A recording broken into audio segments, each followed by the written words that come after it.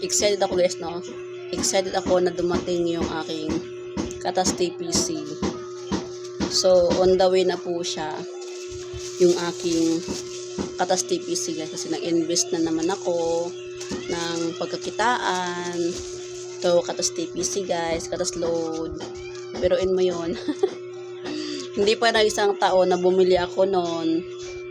Tapos ngayon, bibili na naman ako.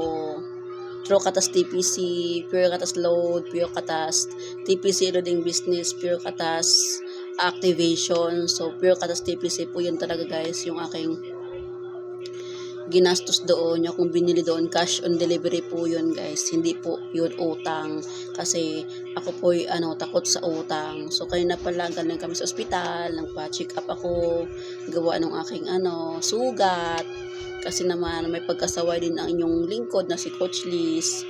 So, ayun, ngayong araw din darating yung aking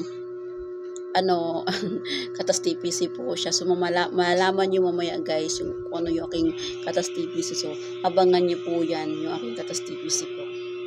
So, sana ma-inspire kayo sa mga nag-umpisa pa lang po dyan, sa mga team ko na masipag, sa mga hindi pa po technicians.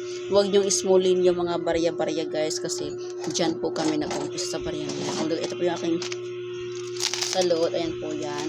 So, open ko siya sa July, katapusan, ngayong tinanggal ko na po yung ipon ko sa June, kasi July naman po ngayon.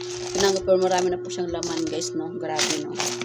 Ngayon pa lang, pero marami na po siyang laman, kasi marami nga po talaga nagpa-load guys. Tsaka, as a dealer po, nilalagay ko din po dyan yung tinatawag namin na dealer top up po.